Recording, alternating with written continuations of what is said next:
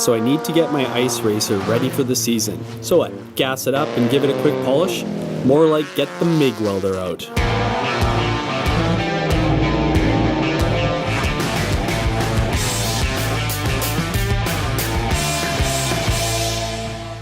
The ice race season is starting soon, and I have a few things to take care of to get the car ready for the year. My ice racing car is a 1990 Honda Civic SI Hatchback. Nothing glamorous, but it's extremely light and has good suspension with the double wishbone setup front and back that made Honda famous. Also, parts and panels are available and cheap, which is a good thing, because these cars get pretty beat up.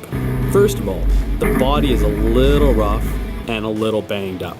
It actually took a pretty big hit in the Studded Enduro event that was run after last year's championship was over. It was just an exhibition race, but it sure did put a big dent in the car. My buddy Marcoux took care of replacing the rear quarter panel and door with some new-to-me panels he had in his collection. All in all, I think it's looking a lot better, and the repairs should give another 5 to 6 years of racing before a new shell is required. So with the body work out of the way, it's on to the most important part. Ice racing is all about the tires. If the tires aren't working well, it doesn't matter what you do, you're not going anywhere quickly. I'm going to show you a couple different examples of tires. This is some Bridgestone Blizzaks in 15, and these work pretty well. A couple downsides are that they're a little bit taller, so they kind of mess up my gear ratios a little bit.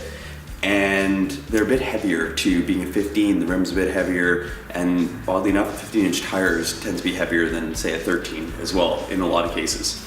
And you can see here, there's a whole bunch of cuts put into the tire, and all those little extra cuts add little extra edges that grab and give you a lot more grip on ice. If you were to use this on concrete, you would have wrecked tires probably in a day or two. They would not hold up that well, but on ice, they're unbeatable. This is a Nokian Hakkapeliitta R2, and this was a bit of an experiment I did to get a bit better performance in slushy conditions. So you see here, large blocks of the tread were removed on top of the regular cutting, and the idea there was to give a little bit more room for water and slush to get out. They worked okay, but it wasn't the greatest solution. I have some better ideas for this year in case we get some more slushy races. This is also Nokian Hakkapeliitta R2s, and these have been cut up and the edge blocks have been removed, and this is a 13-inch tire, and these are great. These were championship tires last year. And for this year, I'm going to be cutting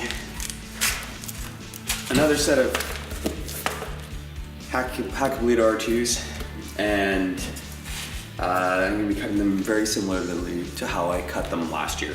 I'll be using last year's tires I used on the front, will go on the back because they're worn out and they don't grip as well.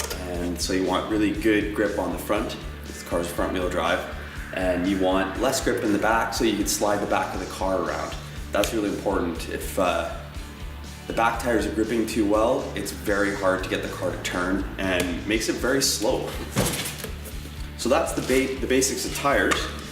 Each one of these takes about 2 hours or so to cut.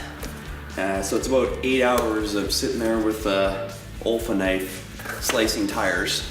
But you only do it once a year, and compared to the cost of racing tires, something like this, these tires are cheap. So the little bit of extra work is not a big deal. Next episode, I finally get to go racing. See how the first weekend of the ice race season goes. Hit subscribe to make sure you don't miss any of the action.